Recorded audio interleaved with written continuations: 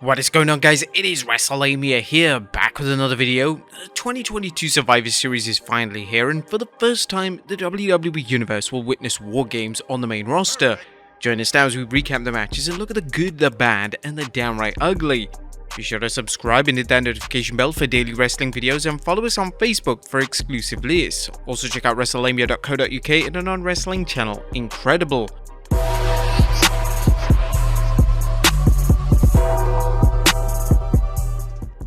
Now let's get into the first match. This is a women's Wargames match as Team Bianca of Bianca Belair, Alexa Bliss, Asuka, Mia Yim, and Becky Lynch take on Damage Control of Bayley, Dakota Kai, and Io Sky, and Nikki Cross and Rhea Ripley. These 10 women inaugurate Wargames with one of the fiercest fight scene in WWE history. Although the heels have the numbers advantage, the babyfaces hold out until Becky Lynch evens the odds at 5-on-5 and the Wargames begins.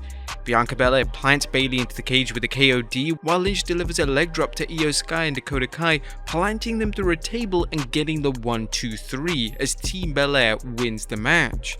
Next up, it's AJ Styles with the OC of Carl Anderson and Luke Gallows versus Finn Balor and the Judgment Day of Damian Priest and Dominic Mysterio.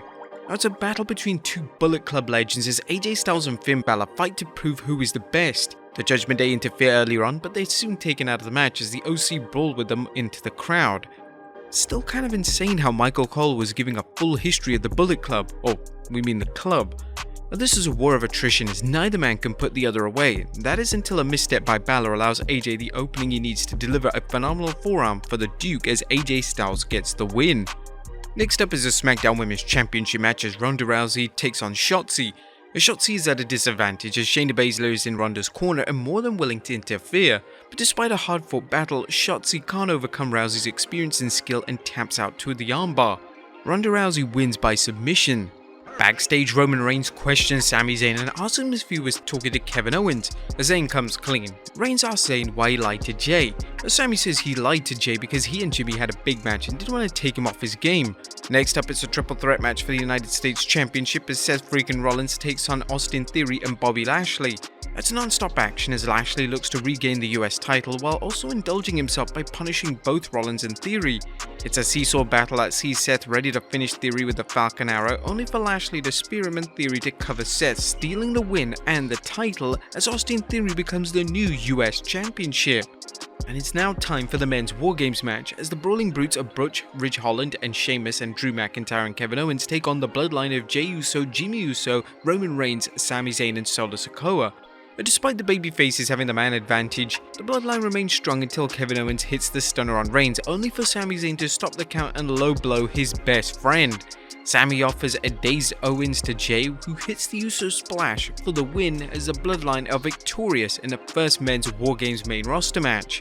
After the match, the bloodline welcomes Sami Zayn into the family as Michael Cole says Sami Zayn has sold his soul. But that was a quick recap of the event. What about the good, the bad, and the downright ugly? As always, we start off with the good as number one is the first time the best time?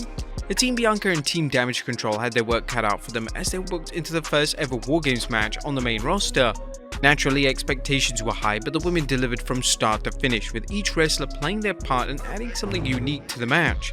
Whether it was Nikki Cross's insanity, Bianca Belair's amazing athleticism, Becky Lynch's thirst for revenge, or Rhea Ripley's brutality, everyone brought something to the table. There was plenty of great high spots, including Io Sky delivering a moonsault to Bianca Belair and Mia Yim from the top of the cage, and Becky Lynch hitting a leg drop from the top of the cage into a table. The WWE went through a throwback between Alexa Bliss and Nikki Cross, with Cross screaming at Bliss, "You think I forgot?" harkening back to when Bliss betrayed her. Number 2, AJ breaks his curse. It's been years since AJ Styles won a match at a PLA, but that didn't stop him or Finn Balor from following up tonight's opening opus with a sensational second helping of wrestling goodness. This match told a great story as the Judgment Day's interference was quickly neutralized, making this a one-on-one bout with the fans being the true winners.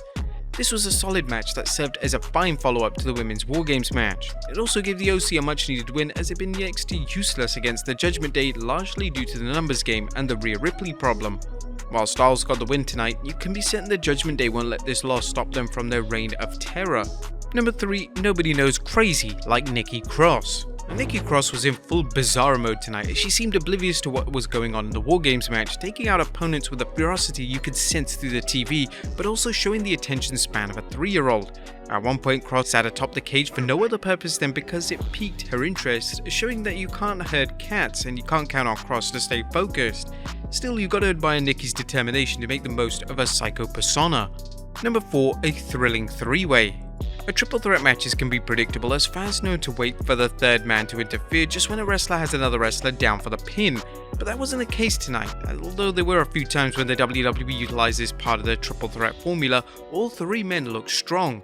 While Austin Theory's fluke win has the potential to ruin his second championship reign, there's also the chance that WWE will book him strongly as champion, hopefully helping him to regain the momentum he lost after Mr. McMahon's retirement. Number 5, calling all the action. A congrats to WWE's production team for a sensational showing, particularly when it came to covering all the action in the 2 Wargames matches. As exciting as the Wargames matches can be, they were often difficult to follow even when they came to NXT. But that wasn't so tonight, as the WWE had plenty of cameras available to catch the match and, equally important, the right amount of light. While the cameras occasionally caught the wrestlers talking to each other, this was a fair trade-off for fans finally being able to appreciate the scope of Wargames. Number 6, Sami sells his soul. Just when you think you know all the answers, the WWE throws a swerve. As annoying as it was to see the Bloodline win again, the WWE did a good job extending the Sami Zayn, or should we say Sami Uso, storyline. It's been a blast, and you can't blame the WWE for keeping it around while it still has a lot of life left in it. If nothing else, this should lead to some good matches between Sami and Kevin Owens leading up to the Rumble, and some super spots.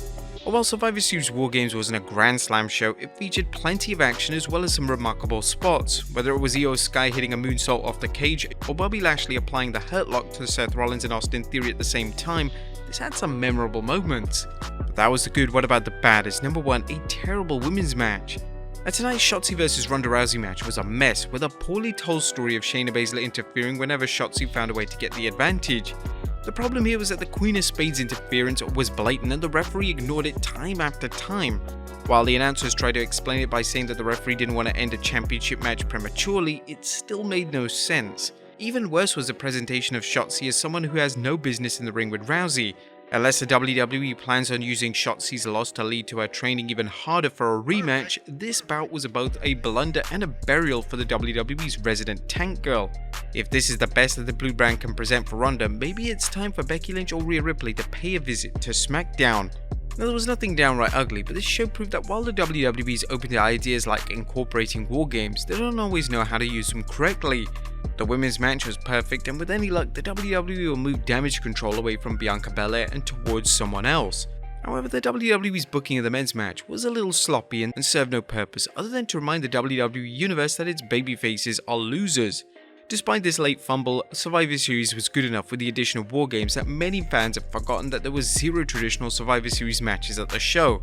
Plus, the Bloodline story is just Oscar-worthy.